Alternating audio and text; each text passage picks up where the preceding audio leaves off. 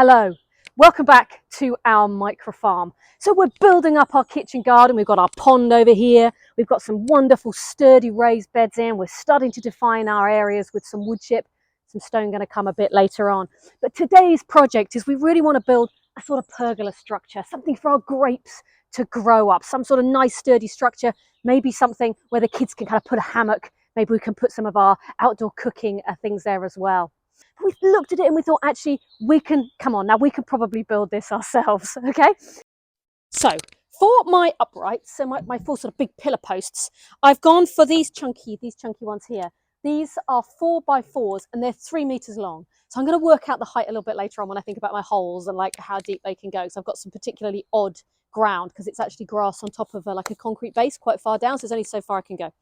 So I'll think about that later. Now, in terms of the crossbars, so the bits that the kind of ones that go over the top and the ones that will go along the front, I have got these. These are, they're already molded at the end. So they are basically branded as pergola crossbars. So that's a kind of a halfway house for us to get those and work with those because I'm not sure that I can be doing the ends. Now, having said that, you could just get, this kind of wood and then just quite easily, if you didn't necessarily care about it being rounded, or you could do it with a jigsaw if you wanted to, if you did want to do it rounded, or you could literally cut and then cut a bit at the top as well. I know other people do that as well. We've gone for these. So the first job I'm going to have a go at today is to make an indent into the upright wood so that this can sit really nicely at the front with a little bit of a seat so it's into that wood. And I'm going to have a go at doing it with a circular saw. And I have never done it before, so we'll see how it goes. And if I can do it, do you know what? Anyone can.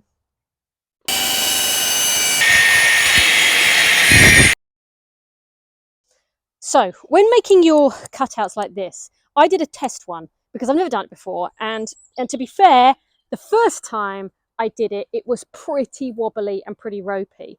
And what I learned from this, if you can see through this one here, like it's kind of all over the place, I did my lines with my circular saw. When you judge them together like this, I did them too thick.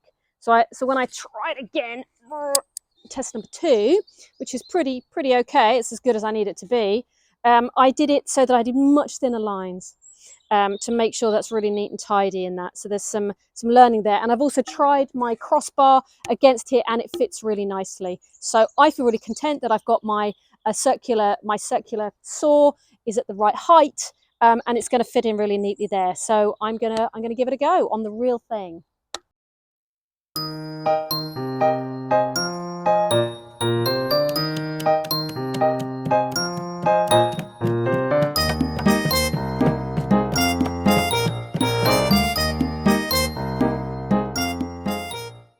Okay, so here's another thing I've learned, right?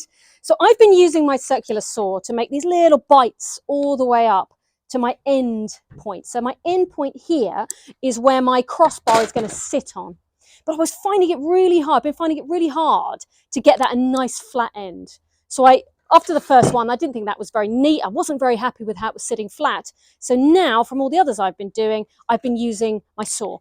So I basically use my saw to get a really nice flat line here, which I then work up to. And it just keeps it nice and neat. And it means I can be more assured that I've got that nice flat end for my crossbar to sit evenly on. Okay, so here's another thing that I've learned, right? So when I first started on my first one, I was using my chisel to try and kind of get this nice and smooth.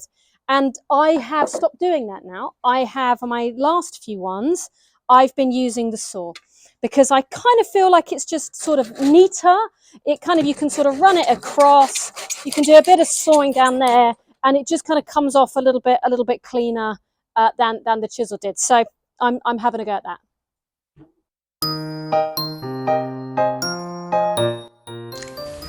Now step 2 is to make use of those pillar posts that we've notched out and make them into goal posts. So we want 2 pairs of goal posts. So we've got a cross beam that we're going across and we're using 2 corner trellis lattice, drilling that together to make us a nice right angle across our cross beams and our pillar posts, attaching the 2 together. Now the third step is to dig 4 holes for the posts to go in. Now, top tip, we dug them a little bit bigger than what we would need, just so that there was loads of room for adjustment. Now we go on to the fourth step, which is when we're starting to assemble it all together. We notched the cross beams so that they could fit snugly on top of the goalposts, making a nice strong structure for the pergola. We used 5 cross beams and made them equally spaced across the structure.